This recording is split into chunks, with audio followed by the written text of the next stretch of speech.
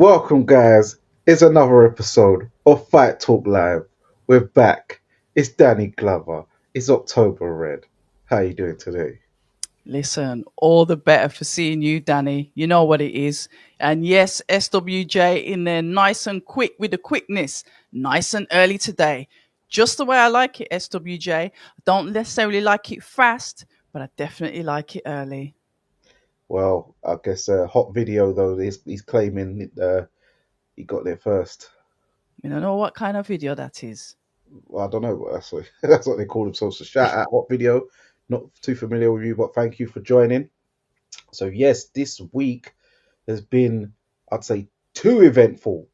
Um, Pure events. I don't even think it's even finished yet. Uh, Shout out Star Fox. But yeah, so many fights to talk through.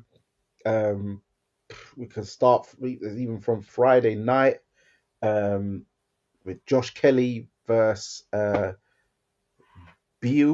Yeah, Bayu. Yeah, Babe. Bayu. Oh, here we go. Hold on. Let's get him in. You ready to come? Shout out Daniel Botang. So yeah, Friday night we had the Wasserman card, Josh Kelly versus uh, Bu.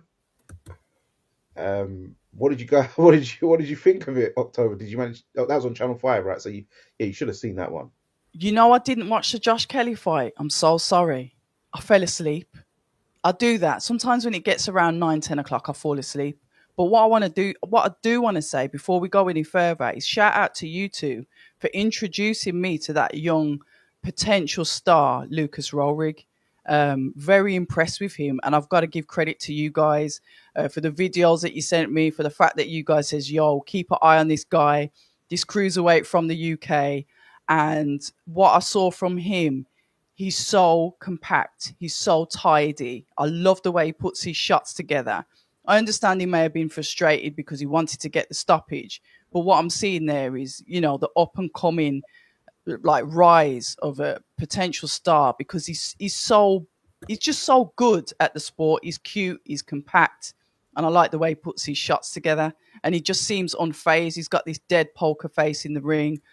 So I've got to say thanks for telling me about him because if it wasn't for you guys, I wouldn't have watched that part of the show.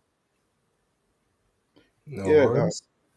yeah. No, you're welcome. And yeah, just to let you know that um, Lucas Rohrig, he's back out end of the month on the 28th. So that's two fights this month in Active. the Nielsen Boxing slash TM14 show, which is headlined by Daniel Francis versus Joel Kaduya, who's Tunde's fighter. So yeah, loving the activity. So yeah, base.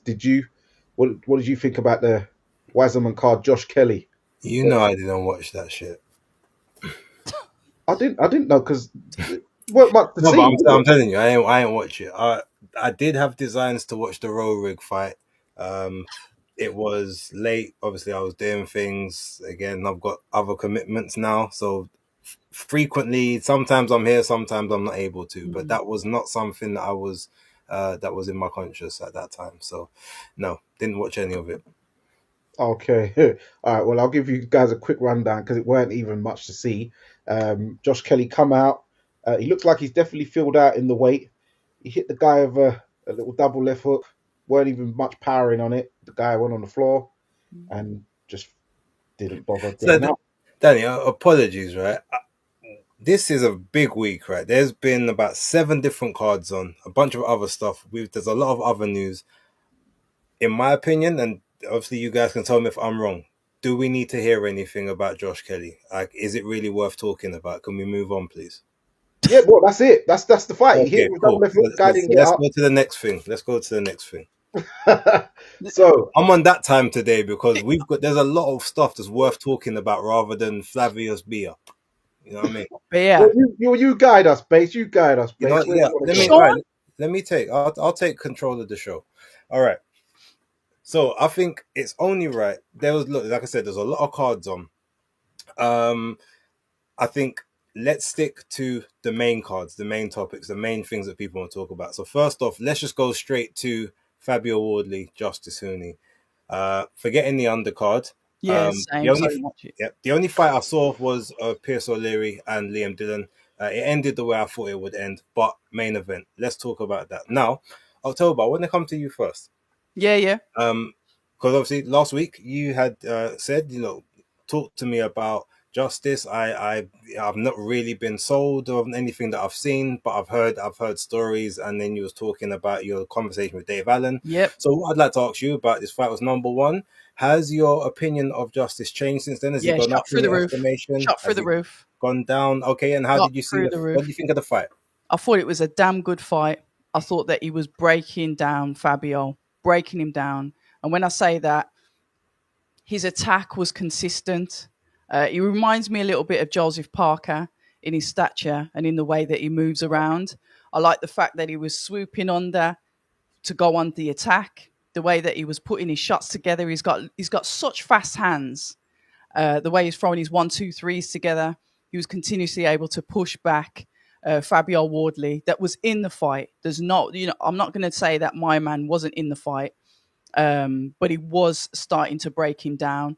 Fabio was throwing his own shots. Yes, I'd say 1 or 2 of them were impactful shots. But to me, Justice was the more dominant boxer. He was a pleasure to watch. Dave Allen was absolutely right in everything that he told me on the interview that never went out because there's no sound. But my opinion of him is shot through the roof. Obviously, Fabio landed that shot clean there, which obviously put my man down on the floor. I didn't do the count. I know I've seen some things on X about the counts a bit ropey, a bit dodgy, a bit quick. That weren't a 10 count. But I did see that Justice he didn't look right on his legs when he got up. So I thought, okay, that's a fair stoppage. Fabio did what he did. I don't like the fact that Fabio's being compared to Deontay Wilder because Fabio can box, has showed that he can box better than Deontay because he doesn't just rely on knocking you out.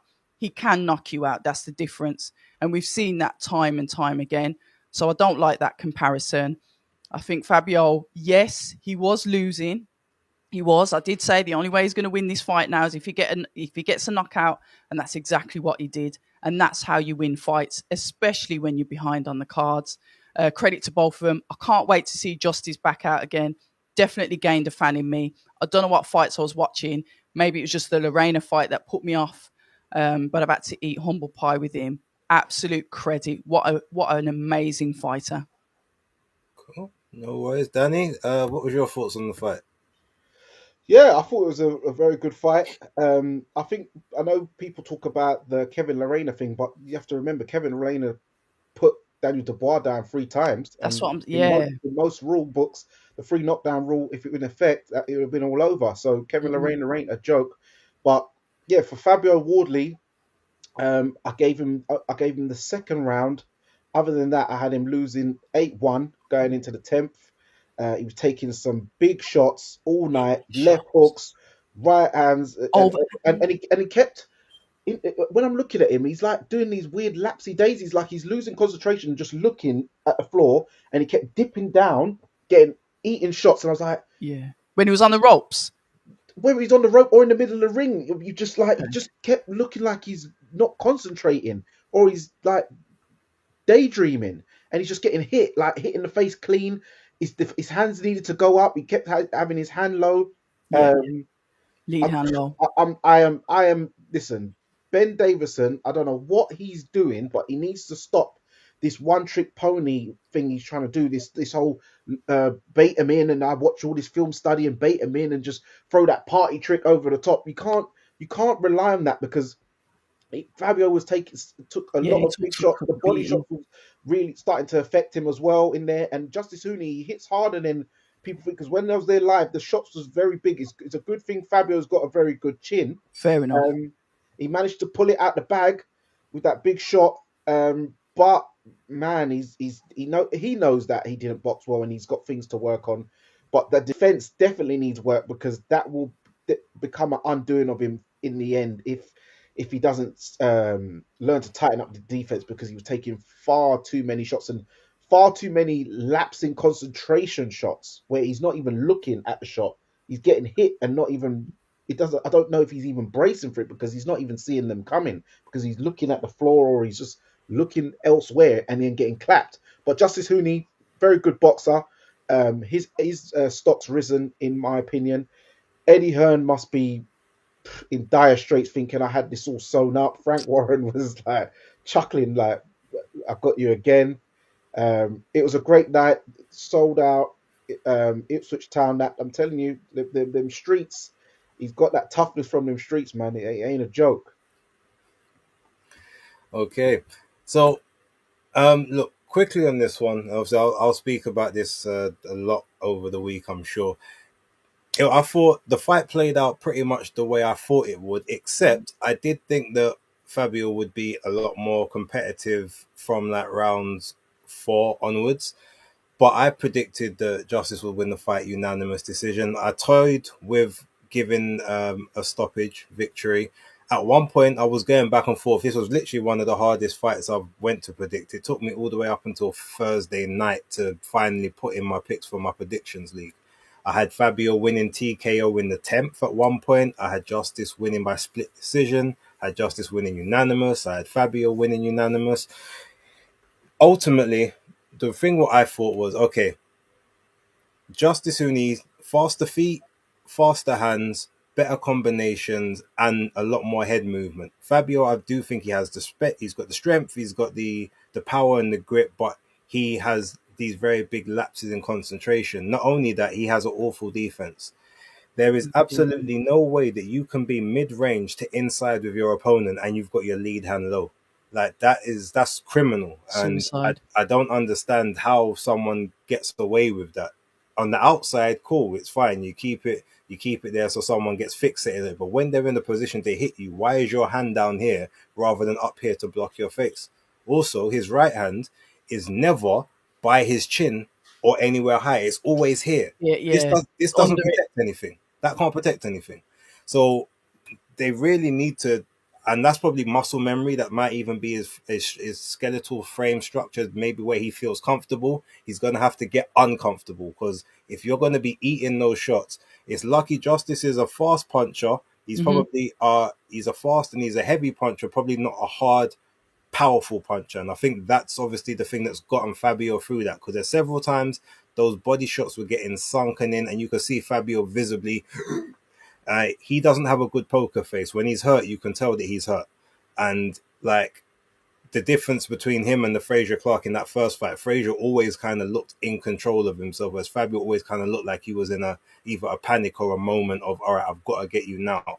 And Justice Hooney was just able to read those tells all night. It was an almost perfect performance from Justice until he then decided to get a bit jumpy when he didn't have to. He could have carried on trying to do the breakdown thing, but I know he probably thought, okay, I've kind of got him now. My output's dropped a little bit, but I've got more energy than him. He went for it, and in that moment, Fabio decided to he got a blessing from the Lord and decided he just threw a shot. I don't even think he really planned that shot. It came out, and then unfortunately because Justice had his whole body going into the shot, it doubled the impact straight on the chin, right at the point of impact, straight down. And yeah, at that point though, what I wanted to say initially was when I was watching it live, obviously they didn't show you the full count, but it looked, I saw him up on his feet and I saw the referee wave up. I'm like, I need to see that again. That looked a bit sus. I then see the footage from the Queensbury account. The referee, I counted, and from what I counted, the referee stopped the fight at like 8.5. Now, and that's the thing is, look, seconds, it's not seconds, it's a 10 count. It's the referee's 10 count. I get that. But usually, especially considering in the UK, the rule is, from what I've told, what Lyndon Arthur said and Sonny Edwards has said, you have to be on your feet and ready to go by 8 in the UK. If not, then they can waive it off. But if that's the case, you can't be giving someone a 10-second count and then stop it at 8. Like, do your 10 count, give them the opportunity to get to their feet, then assess them. Justice Hooney was on his feet before the count of 10. Look in his eyes. I think he was gone. He may have been, but here's the thing. Ask, okay, do you want to continue? You ask him, you assess, you have a look, then you decide to waive it off. At that point, my issue is, he's so far ahead in this fight, he can suffer that knockdown and still win. You've actually got to knock him down and knock him down another 3 or 4 times, maybe just to get a draw. Because I had him 9 rounds up at that point, and all the scorecards, there was one of them was 8 rounds, one of them was 7 rounds to 2, and the other 2 were 8 rounds to 1, like what Danny had. So that one knockdown doesn't change the outcome of the fight unless the referee waves it off. Now, in that moment, the other issue I had is the referee's count was extremely fast. Like I've seen the video multiple times. He picks it up obviously from 5 from the timekeeper, but it's like 5, 6, 7, 8, 9, done. Like how is the guy supposed to get any traction there? And even then, all right, let's say he's really badly hurt, and then he could potentially get hurt by Fabio. That's fair. But we're in the 10th round. Fabio is spent. He's basically out on his feet. He can't really move. So what's to say that he can muster up a big onslaught, to a big barrage of punches to come in? He could barely throw that one shot he threw. So I feel like with all of that together, you allow Justis Huni the opportunity to at least have a look to see, all right, are you okay to go or not? I just think it was a case of, and I could be wrong with this, but I think it's a case of, look, Fabio, obviously, he's the hometown guy. He's the Queensbury guy. It's a Queensbury show. It was a nightmare on the cards. Like, he's losing badly. Bang. Oh, okay. Well, let's see. Can we? Okay. Yep. Cool. We can wave this one off. Because I think if it was Fabio that went down, I don't think the referee would have been as quick to wave the hands, or as quick with the count. I think it would have been a little bit slower, in my opinion. But yeah, outside of that, he did what he needed to do, so it's no slight on him. But that defense needs working on. 100%. Need working on. 100%. Maybe that the Ben Davison factory isn't ultimately right for him. Maybe he needs someone that can actually teach him the proper fundamentals. Ben Davison might be a good person to devise a game plan, but in terms of the raw fundamentals, Fabio looks like he's actually regressed from previous fights. He wasn't getting as hit that much in fights post 2-3 fights ago. So again, he made the comparison. I've only got to be special for 1 second. That it tells me. So when they talk about the Wilder comparisons, he brought them on himself, and he didn't set up anything in that fight. Every time he threw a shot, he was throwing a shot for that one knockout. He didn't try to break anyone down. He didn't try to set anything out. So to me, I think he is starting to rely on his power, believing that that's the one ticket, and that's not what he needs. No, it if isn't. He's going to progress to the next level. Because guys with more power, more speed, or even just better timing than Justis Huni will take him out with the amount of shots that he took in that fight. It's a conversation that we need to have with him, because I don't like the Wilder comparison. I understand when he said that about, I just need to have that one shot. And Dillian Whyte told him to calm himself when he said that at the press conference. I remember that, because he was like, stop talking. And that's a conversation I'd like to have with Fabio. But I don't seem like Wilder, because I see Fabio as having more skill. But I definitely agree with you about the defense. I was trying to listen into the corner advice, and the corner advice is limited. Very limited, as in the instruction that was given. So I'd be interested to hear what his actual game plan was and what their film study was, because mine was very minimal and I had my own preconceived ideas about Honey. But if they're the ones in the gym with that detailed film study, they should have seen all of that with Honey. They should have known really what he was about. And I think Fabio spent far too much time on the back foot. And he allowed Honey to pressure him. But good fight nevertheless. He got the win. Happy that he got the win. Commiserations to Honey, but I'll definitely be keeping my eye on him. Definitely. Right. So, again, a lot of cards going on, but I think the only place to speak about, just before we go to another main topic, which we're going to be on, the card that just finished, in Australia, Jaya Patel versus Claudio Squale. Now, we're not going to talk about any of the undercards. Shout out to Conor Wallace, who got his victory.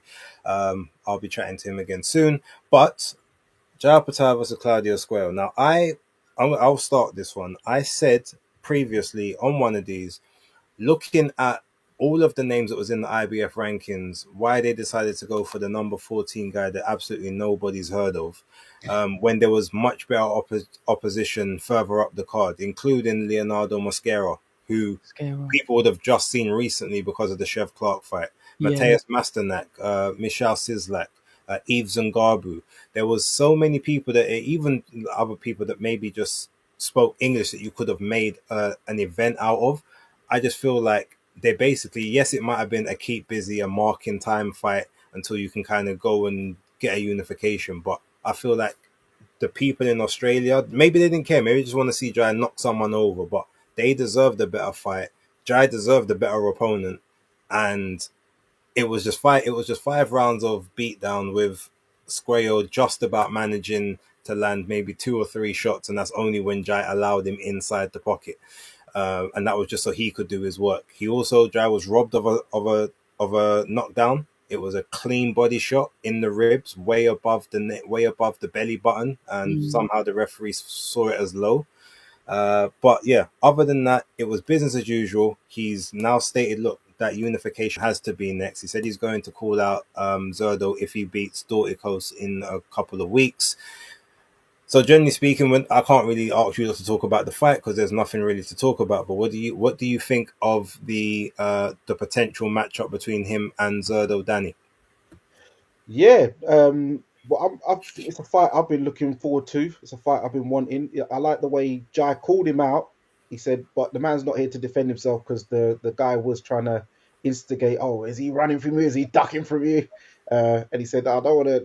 He's not here to Trash defend talk. himself, but I want that fight. Like you got to see me." And then his manager said, "Listen, we got to go over there. And I know Jai wants to be respectful, and he's all about respect, but sometimes you have to call him out and dog him, and that's why he's going to go over to his next fight and call him out." But yeah, I see Jai Opetaia winning, but it will be a good fight because Zerdo does have a good output, and he has got good durability. He's got got some fat cells, so he can absorb shots.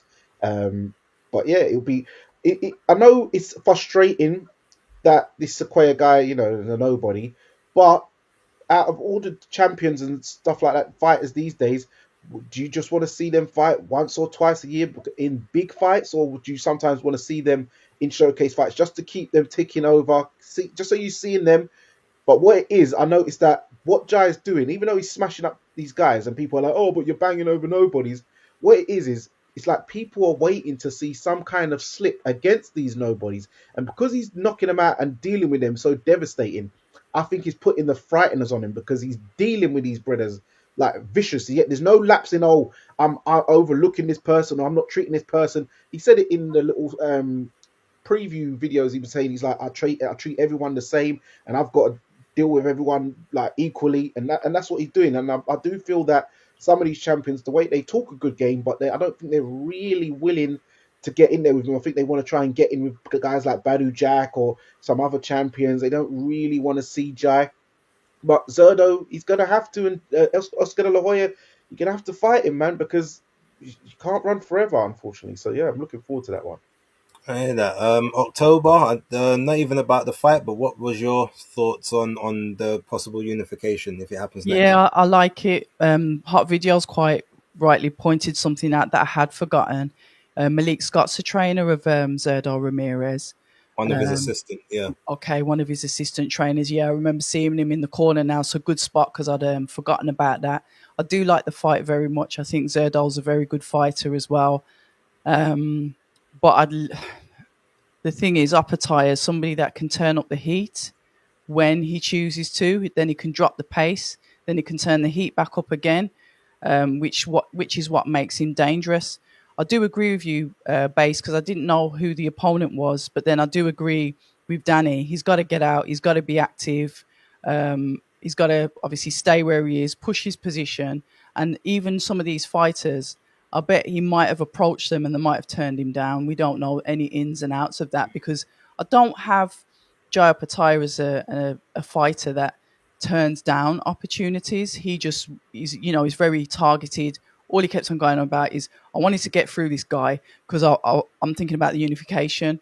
He's extremely focused and extremely targeted. So I think if anybody approaches him with any BS, maybe even tries to hustle some more money out of him because of his credibility and who he is as a fighter. He'll just be like, just get me someone that wants to fight.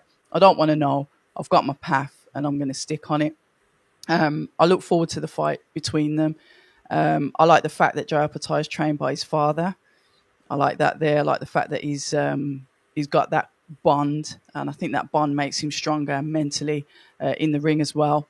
Roll onto it. I like the fact that he said, I'm not doing any trash talking, but then his manager, Mick Francis, sends us all the messages all the time. He's like, yeah, well, we're stepping over there. We're going to go to his door and we're going to knock the door while he's there rather than stand over here and talk about it. And I like that because it shows resilience and ambition and that focus, that target. That's what he wants. And he's going to go all out to get it. So, yeah, I rate it.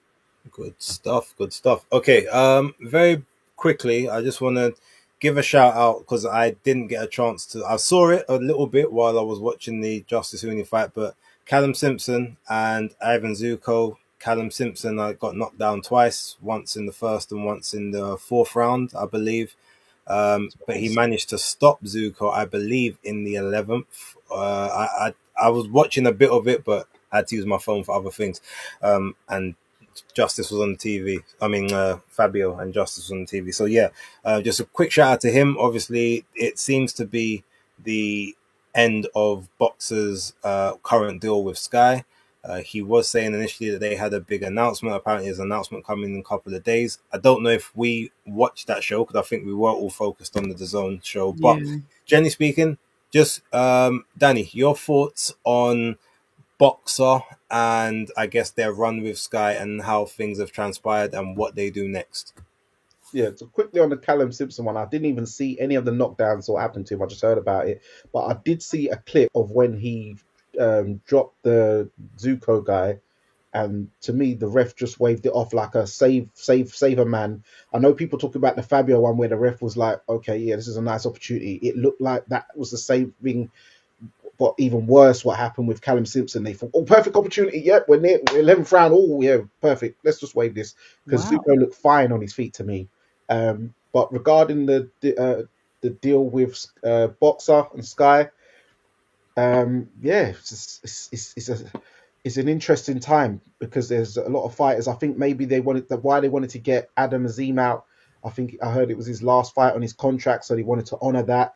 But his opponent got caught doing sweatsuits and saunas and all that type of stuff, which is against the British Boxing Board Control rulebook. But then, there's other fighters for the right price who are allowed to get away with that. So there's a bit of inconsistency there. People like Caroline Dubois, Ben Whitaker, it's risky times because they could get snapped up by other promoters. So Boxer's going to have to figure out a channel very fast. I don't know if TNT or somebody's going to try and pick them up, but it's a very risky time because there's showcase fighters who are going to need to be on TV. You cannot put them behind the wall or in your call on some Miranda Carter type business. So yeah, Ben Shalom, he's in a pickle right now. But I hope he gets through this and he's got something in the works, but it's dangerous times right now. You look, October, you obviously were the first one in that sort of Shalom and the Boxer camp from back in the day when they invited you in. What's your thoughts on how everything's gone?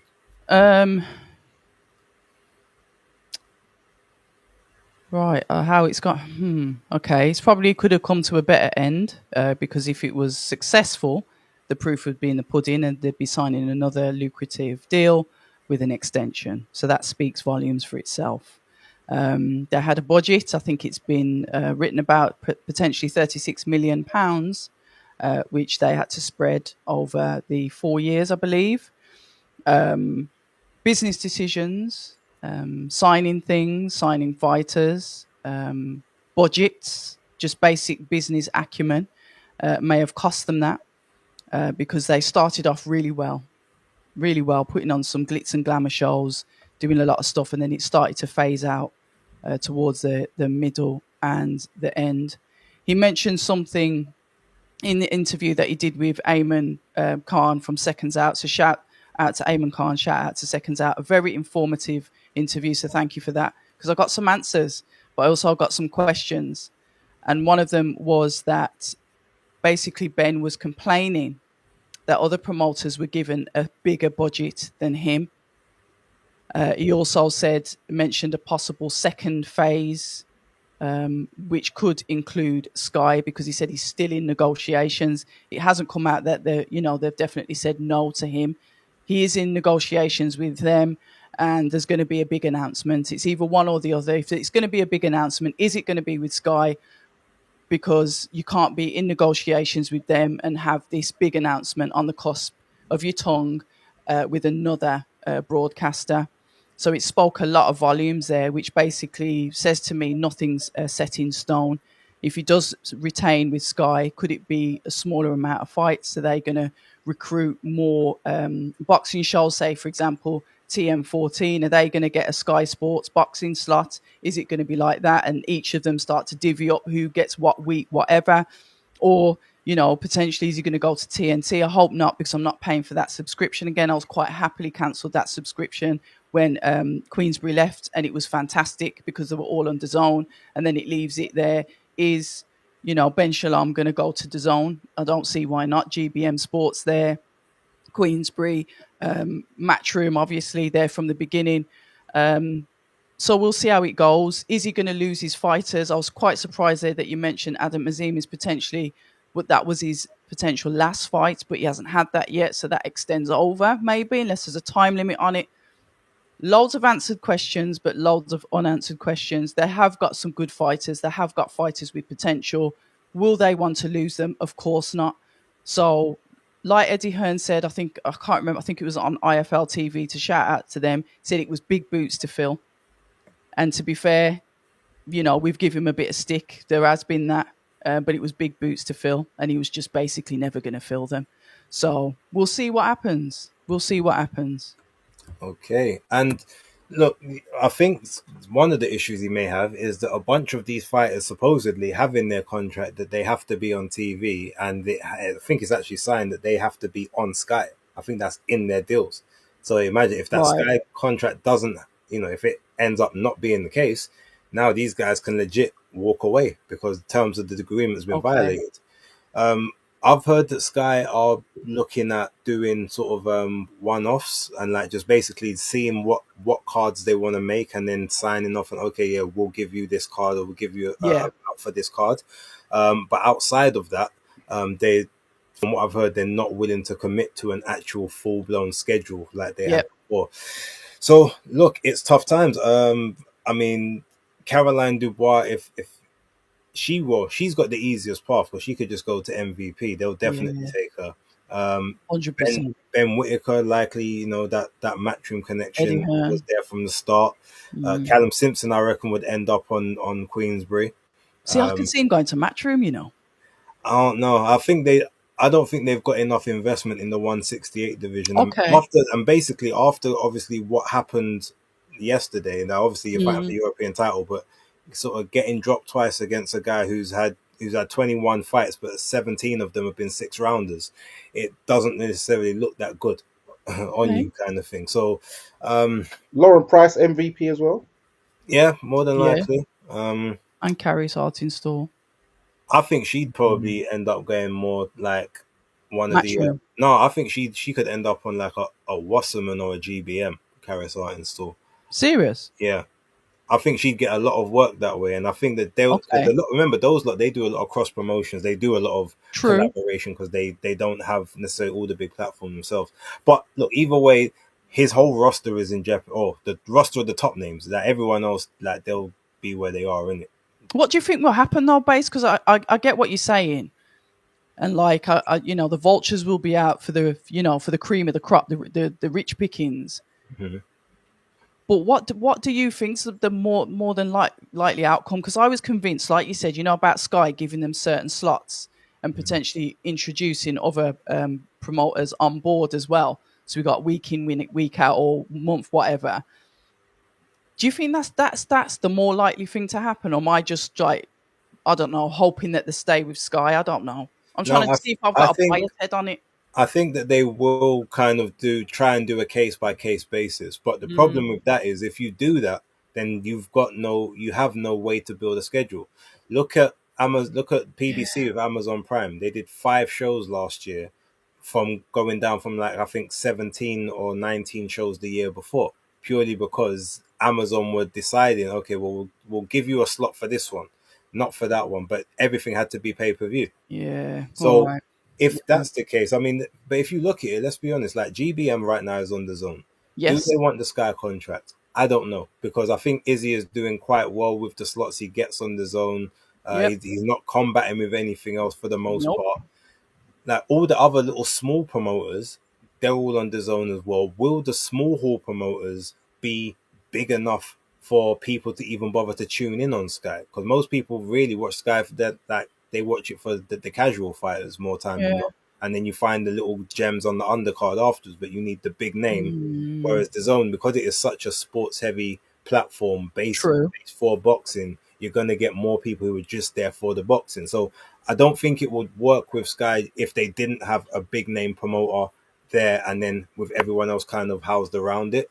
And I Yeah. just don't think, unfortunately, that Ben is that big name promoter. He started off, like I said, like Jay Z said, had a spark when he started, but now you just, and I won't say the rest, but you know what I mean? There was, the candle burned bright, but it burned Mm, fast. And that unfortunately seems like what it looks to be. But look, I think Ben's a cool guy. He has some weird tendencies, but overall, I like a lot of the staff at Box Sauce guys. So I hope that they do figure that out and they get something sorted, or they go to the zone and I can just have everything in one place and pay one subscription. imagine. Although to be fair, I've got Sky and TNT for football anyway. So yeah. Nah, I'm not doing Um, it again. No, I don't. Okay, now look, we've gone through that. I think it's time to talk about one of the big talking points of this weekend. It was supposed to be a nice little fight between Keyshawn Davis and Edwin De Los Santos, and Keyshawn Davis decides to come in 4.3 pounds overweight. So not eat. So goes to show he didn't even try to make the weight. What the hell? Maybe didn't really offer any apology. So we thought, okay, that's bad enough. Then on the fight night, shout out to Abdullah Mason, ended up taking the main event spot against Jeremiah Nakatila. Good performance. We'll talk about that in a moment. But Keyshawn's older brother, Kelvin Davis, ends up getting beat by Nahir Albright, which was a surprise. I thought Kelvin would have enough just to get by Albright, although Albright is he's a very good fighter. But I think it was a majority decision. One card was a draw, and then he won the others. I think it was 96, 94, 97, 93. It was a Okay. comprehensive, good victory. Okay. Goes backstage, and then all of a sudden gets accosted by Keyshawn and Keon Davis in his dressing room for absolutely no reason. Apparently, then gets headbutted by Keyshawn. He shows the lump and the little scar that he got based on that. They end up in this another brawl outside where Keyshawn's got his 2-year-old son in the stroller in the mix of a melee with, I guess, people must have came from the side hearing about what happened to Albright. I'm gonna give my take and I'm gonna let you guys go because this whole situation has frustrated and annoyed me from it happened. I've been a big advocate for Keyshawn Davis, even after the failed drugs test, because it wasn't technical drugs, it was cannabis, Weed. weed, fine. But you lost the victory to Nahir Albright because of it, funny enough. Now, this guy comes back. He's done nothing except do his job and beat your brother. Like, you have already put yourself in a horrendous situation by not number one, not trying to make weight. Number two, not trying to make any apologies, talking about, yeah, look, I've just been here too long. I couldn't make the weight. Bear in mind, you made the weight perfectly 4 months ago. What have you done in 4 months why you now can't even get down to 135.6 or 35.6? Like, why are you 4 pounds over? That clearly means that you did not bother. You're in your hometown. You're in the town that you come from where people have paid tickets to see you fight. And you've probably gone there thinking, oh, well, De Los Santos, oh, well, he'll fight anyway. So I don't really want to make the weight. He'll still fight. They still get to see me. Nah, brother, this guy said, you didn't even try to make weight. There ain't no way. I don't care what money you want to offer me. The fight's off. I Yeah. put myself to make this 135 after being out the ring for 2 years, and you couldn't be bothered. And you think because it's your hometown, I'm gonna let you do that on the show. I respect Edwin De Los Santos for that. I Yeah. don't like Samson Lukowicz, but I respect him for what he did there. And from what I heard, De Los Santos got his full purse, or at least got some of it. So No, full. he got his full purse. Oh. Brilliant. Lovely. Lovely. And Even Keyshawn better. was supposed to get $1 million for that fight. Now he's $1 million down plus his sparring, all that. Good, serves him right. Oh, So there's that. That's one thing. So you think, all right, keep yourself to yourself, be calm, be cool. No, this brother's out. He's all out in the crowd, laughing and joking with people like he shouldn't be ashamed at this point, yamming on popcorn and all other stuff. What like what no shame. what optics do you think that looks good, Mister Businessman? That's the thing with me. If you were a businessman, your company would be bankrupt right now. You would be in liquidation because none of that made sense. Then your brother, bearing in mind, here's the joke: Kelvin lost. Kelvin's the one telling these men, "Relax, what you doing?" Yes, he's the older brother, so you would think he's got the most sense out of them. But why are you, man, jumping a man in his changing room Insane. for winning a fight? What? Because it's in your hometown and you feel like you're protected like that? That's pure bitch move. That's. I don't even know the words I want to say because I don't want to get anyone demonetized or shut down. But I'm just told I'm off the train now. I Yeah. respected this guy. I respected his journey. I respected his hustle. I've seen all his shoulder programming. I think he's still got skills, but I'm telling you now, not even just that. I've heard some other stuff from him recently. He's been glazing Tank Davis for some reason, even though you really should have been looking for a fight with him. He's been talking about he don't want to fight Raymond Muay for the IBF belt because they put the hydration clause on me. Then people tell him nope, there's no hydration in the unification. Oh well, what do I want to pay for more sanctioning fees for? Basically, the truth is the reason why he don't want to fight Muay or fighting for that belt is because guess who's next in line when they win their next fight?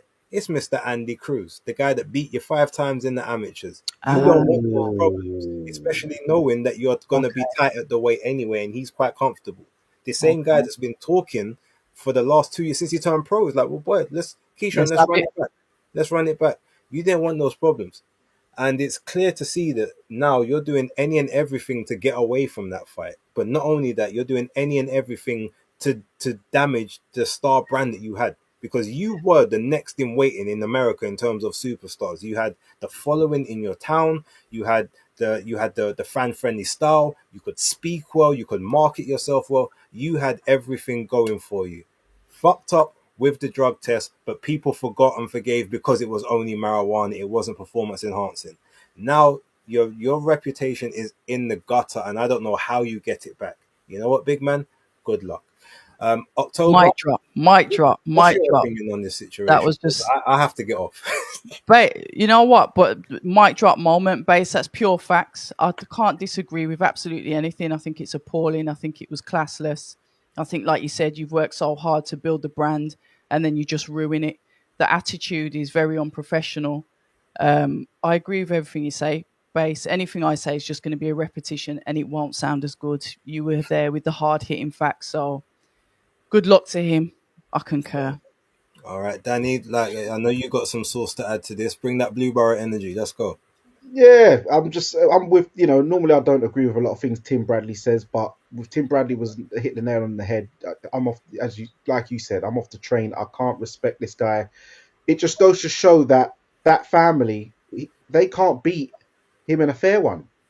Um, one way or another, they cannot beat him in a fair one. So they've got to, take the weed, even though minor, but still, you've got it's a banned substance. Then your big brother gets beat by him. Then you got to jump him 2-on-1 in the changing room. It's like, so you've got like he's got something on your family now. So this, but I just think he's a punk, especially as you've got your child even in the arena. You should be on dad mode. You're not even fighting. You ain't even got a fight, and you're there brawling like some hoodlum. Like, come on, you've got to stop this like narrative where you want to give, oh, you can't take the hood out of me. Like, come on, you're meant to be a businessman. It's about branding. You're with Bob Arum. Surely Bob Yeah, Arum's got to do something about this. He's you got to know get rid of more. this. This is not good for for his business. He shouldn't. I don't think Bob will want to be associated with people like this. Keyshawn, I don't know. I'm fair enough. He's done the weed thing. He's failed weight, which is disgraceful. But I need to know what's up with these snack programs. What's in his snack? Is there something in that snack? Because it seems like some kind of rage going on with this young man. something's happening with this rage. There's a bit too much rage going on for my liking. He's talking about, oh, I tried to make weight the morning last night. No, you didn't, because you would have known from your check weigh-ins from how long ago, or if you was getting tight or not. And I don't think he was really tight, but I didn't even realize that Andy Cruz and Nah. them kind of guys was hot on his tail, Muratala, and that was on his Nah. heels, and he's licky with Tank Davis. So now I'm thinking, this whole ploy of I can't make the weight is duck. I can't make it, so I've jumped up to avoid. So now, thank you for that, base. Now I realize what this really is. He is just ducking smoke, and now he's trying to do some 2-on-1 Russian brothers. Like, come on, this guy is not serious. He's not serious. He's not serious in the ring or out the ring. I just think he's a punk. He's let down the whole of Virginia. He's just a donut. Yeah.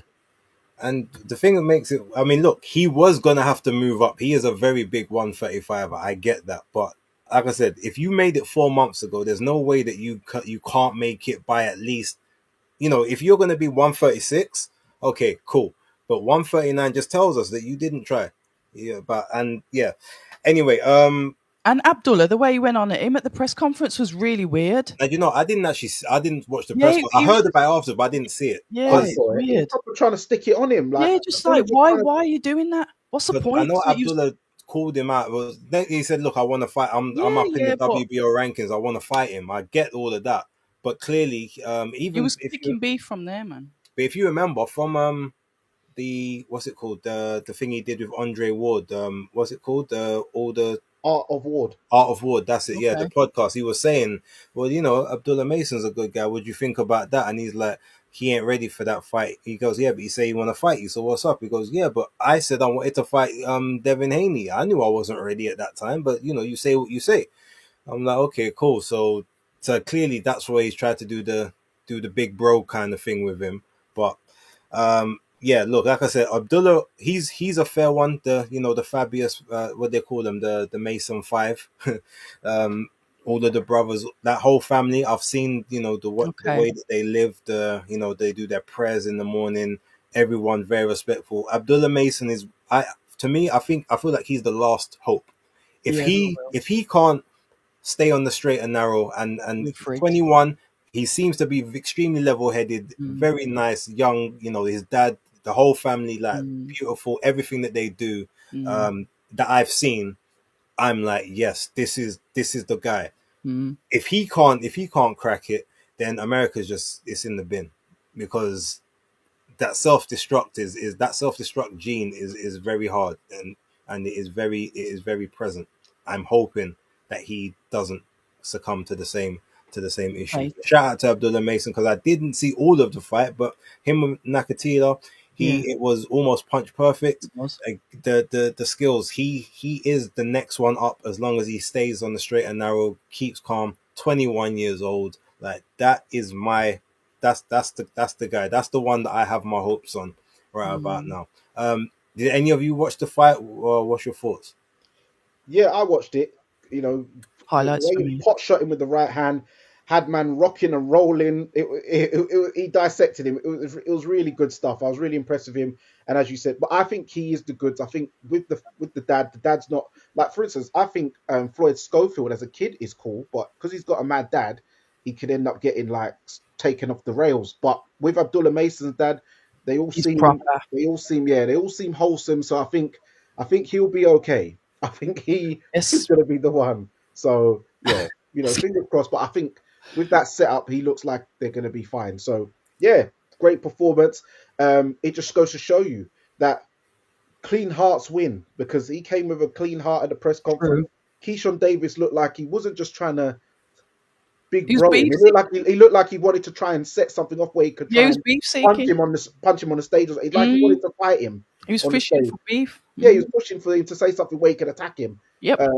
But Mason didn't give him that opportunity, and then Abdullah ended up being the main event, taking the show. Imagine stealing the thunder, and he's going to steal his fans now.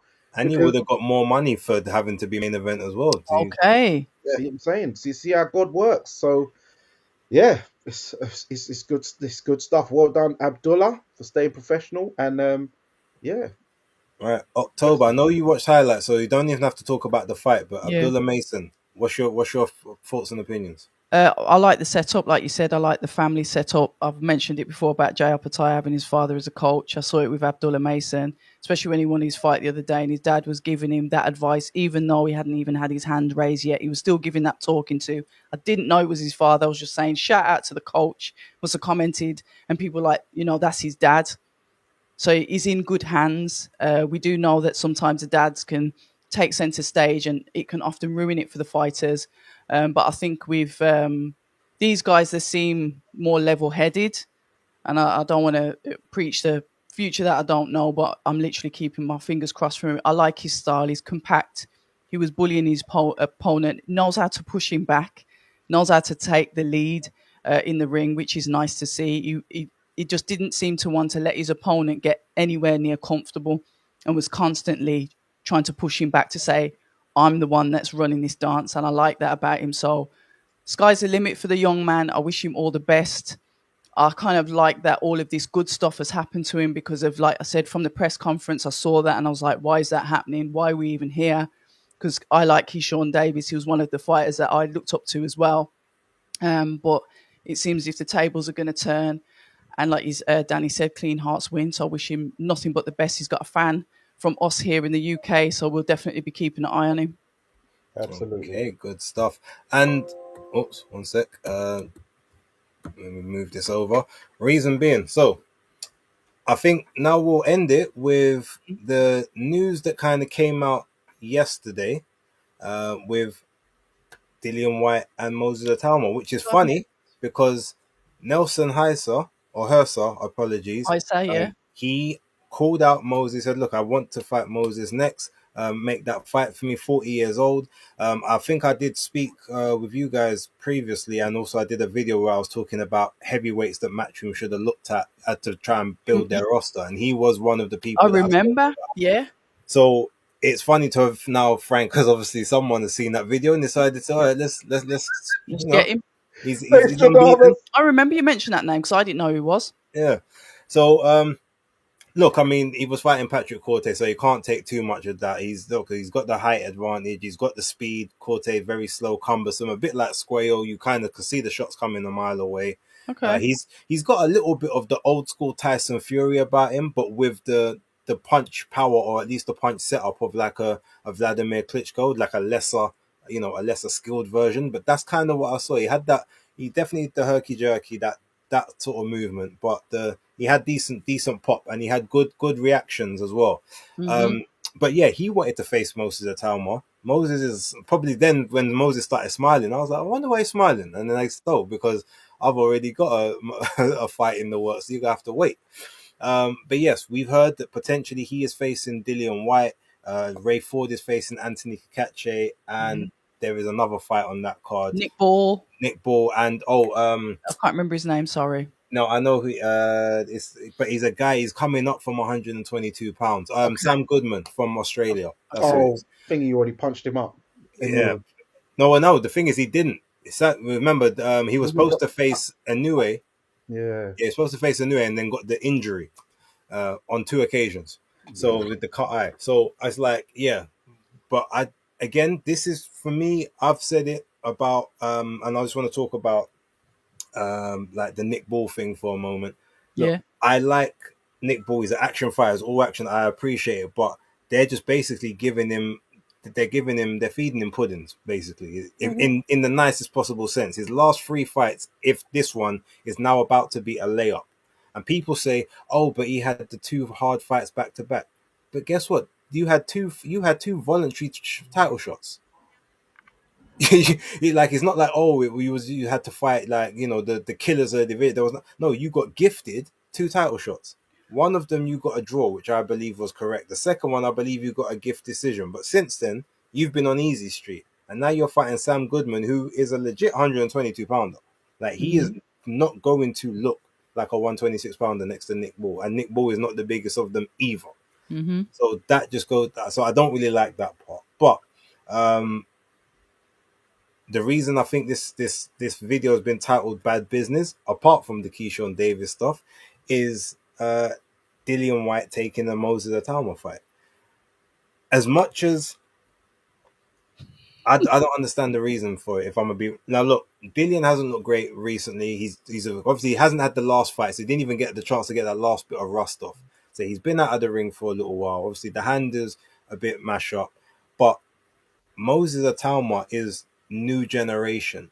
Yeah. It's like even if you were say to beat him, that doesn't help you at this point because that you need to be in the generation of the guys of the same generation of you, but the people that are closest either to the belts or can get you closest to a belt.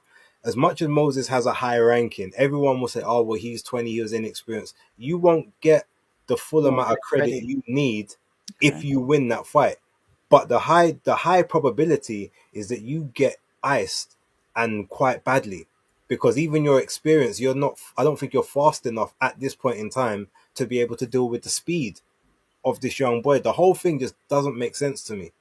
And as much as I am, I think I'm maybe the biggest Dillian fan out of all three of us. I could be wrong. Maybe it's joint, but I don't like this move for him. This doesn't feel like good business. This does feel like bad business to me.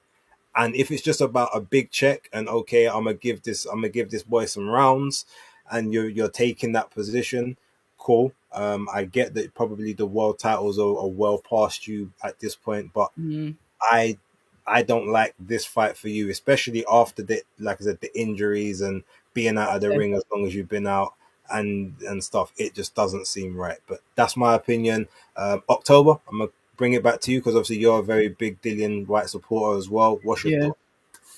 thought? Um, Dillian will fight absolutely anyone, and he actually doesn't care about losing, about stuff like that. He just wants to fight. I guess that there could have been the Lawrence Okoli fight for him.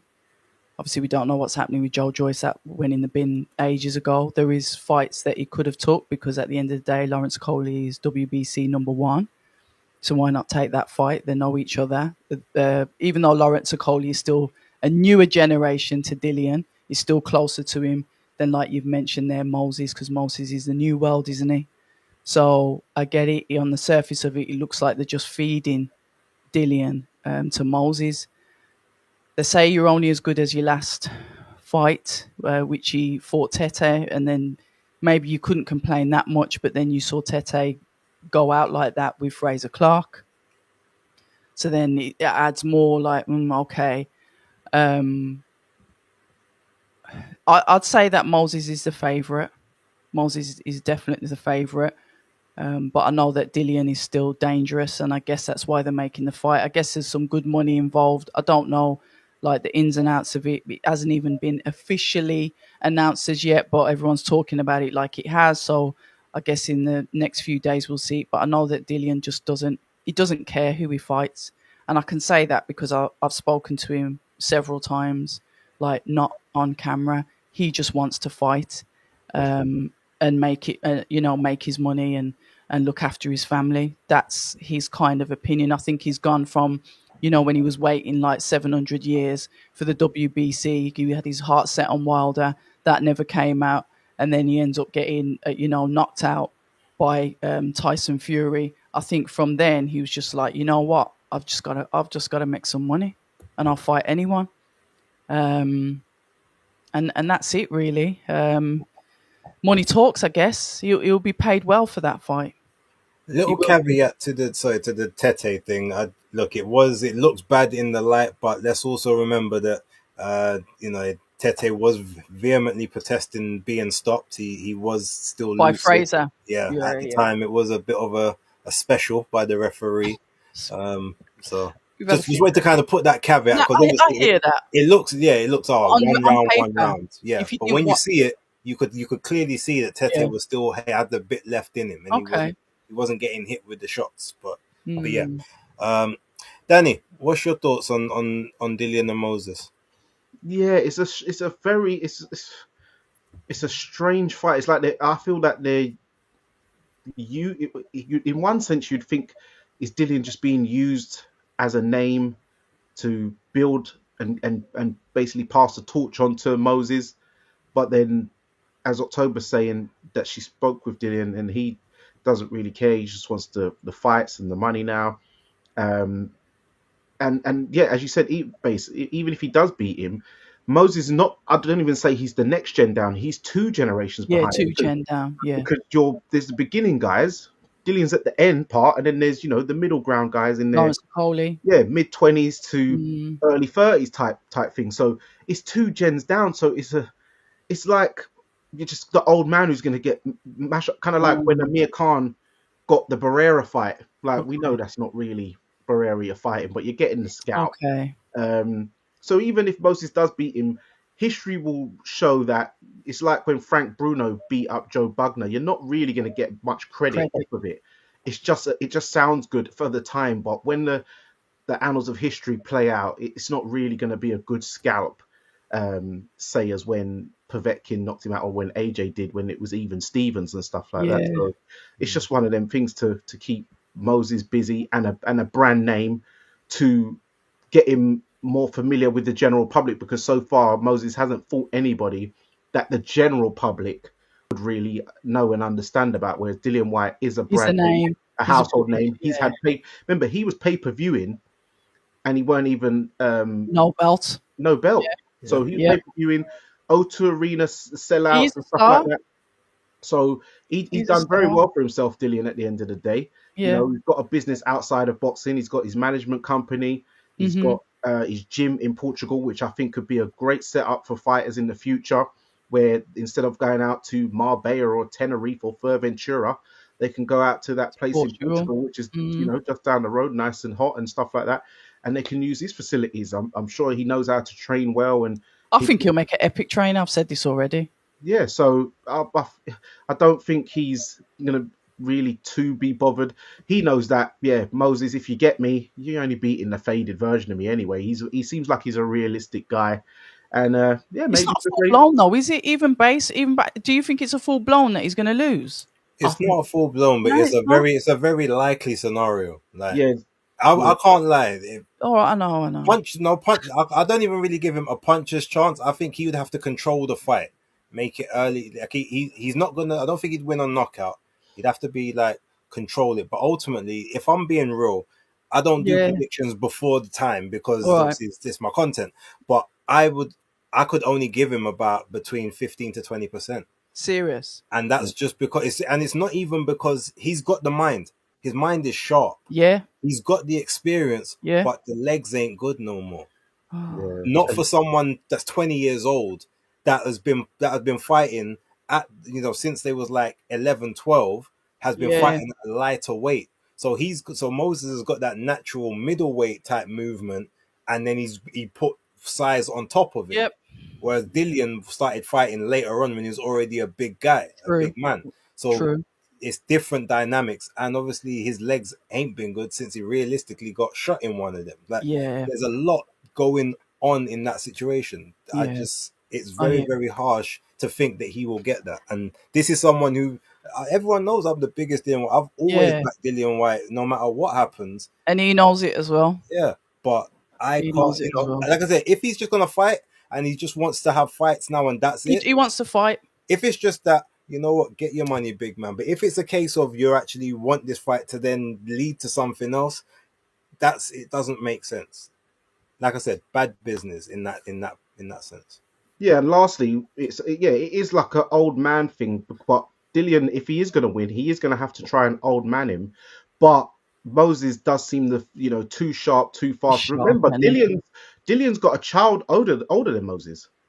Yeah. To So be fair, so have I. So yeah, that puts it into perspective. no, but I'm saying like Moses is young enough to be his child, because Yeah. Dillian had a child at 14 years 13. old. He's 16 years older than Moses. You see what I'm saying? Man. So that's what I'm saying. It's 2 gens down. It's a lot going on in there. There's a lot. But well, I mean, look, shout outs to everyone on that card. Hopefully they can I mean, look, it's like an accompaniment card to some other event they're doing. It's a free fight card, which is not something you usually see at Riyadh season. Interesting. Okay. That's what the Ring normally do. But you know what? I looked at the fights themselves, and I just thought these don't really seem Riyadh-y, if you know what I mean. Like they seem like they should just be regular Matchroom Queensbury type cards. This doesn't seem like what Riyadh season do, but it is one of their out of season type things. So hopefully it will be if anything, let's at least let it be a spirited effort and it goes some rounds, 6-7 rounds, something like that, 8 rounds or more. If it can go the distance, brilliant. So both guys can get what they need out of it. But yeah. Outside of that, look, there was a couple other cards on. I just want to give a shout out to Beatrice Ferreira, who beat Maria Ines Ferreira on the most valuable prospects card. Brie Howling got upset defeat against Naomi Cardenas on that card as well. There was a brilliant knockout from what's his name, Alexis. I think his name's Alexis Capaldo. It was on the prelims part. Anyone who wants to check out on the YouTube highlights, they definitely put that out. It was a very fun looking knockout. Other than that, shout out to Selfa Barrett. He fought yesterday and nobody knew about it, but got 3rd round TKO. So his relationship with Gallagher, Joe Gallagher, is looking like it may start off bearing fruit. Franchon Cruz got a. Yeah, I haven't even watched that, Franchon. And what about the heavyweight guy? Stanley Wright. He got dropped heavy, but lost on a technical decision due to a cut. But he was well behind. He got well beat. But yeah, Franchon Cruz. It was she got the W, but it was very controversial. Most people had the Mexican lady winning the fight. But branding, I guess. So yeah. Well, I'll check it out. Salita Promotions. That was shout out to also my guy Junto Nakatani, 6th round stoppage victory. Smashed up the to cut. What's his name? Mashida's eye. And, I think it was the 7th round. It got stopped. Okay, I thought it was the 6th. But yeah, so yeah, dealt with him. And, didn't get a chance to watch that one, but I will be checking it out. Also Hemp. What's his name? Hemphill against what's his face from it was on the card, the boxer card.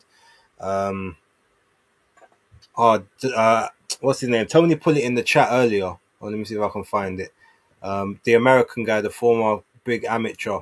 I know someone else will probably put it back in, but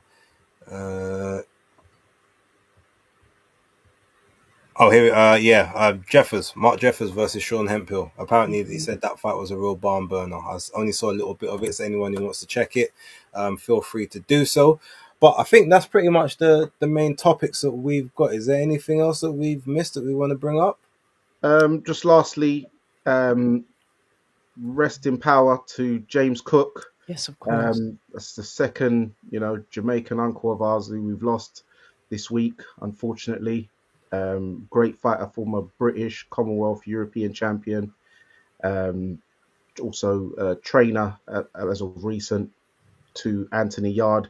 And it was a shock to the industry and the boxing fraternity, because he was just at the amateur show last week with Tony Cisse. And he looked fine in the pictures. I saw him with everybody like Wayne Alexander and Derek Williams and stuff like that. So, yeah, it's very unfortunate. Look, it goes to show that as much as people look okay, sometimes they're not. Always gotta try and keep love in your heart as much as you can. Try to be, I say a good person, but good isn't something you are, it's something you do. And try to be good and do good every day, and hopefully when it comes to the end of your cycle, you reap the benefits and the rewards. Yes, rest in eternal power, Mr. James Cook, and also Mr. Mike McCallum. Jamaica's taken a hit this week. It hasn't been nice. October, anything you want to say about that? No, just that, obviously rest in peace to James. It's nice to see that his team have put out things on their social media to say, their thanks to him, especially obviously in being part of Anthony Yard's team. So obviously they've put some bits out for him, which is good to see, because they would have worked with him more recently. Never had the pleasure, but always heard good stuff about him. And yeah, listen, guys, all of you guys in the chat, we really appreciate you. If you can, sub to the channels. I'm enjoying this working with Base, working with Danny, and when Maestro can get in, there is a time delay difference. I get that, but we are a solid team. We're not going anywhere, and we're here to keep you guys entertained, keep you in the loop with what's going on, and obviously give you our opinions. You might not agree with them, but you're here listening. So I guess that you'll understand some of it, even if you don't agree with it. So we appreciate you guys as well. I need to let you know that because there's 96 of you here in the chat that are spending your time on a Sunday with us. So yeah, much respect goes out to you guys too. Lovely. And look, I guess with that, ladies and gentlemen, we will end it there. Danny, I know you've been itching, so go. You do what you do, guy. There you have it, guys. It's another episode of Fight Talk Live with Danny Glover, Base the Kid, and October Red. And remember, guys, persistence beats resistance. You know where it is.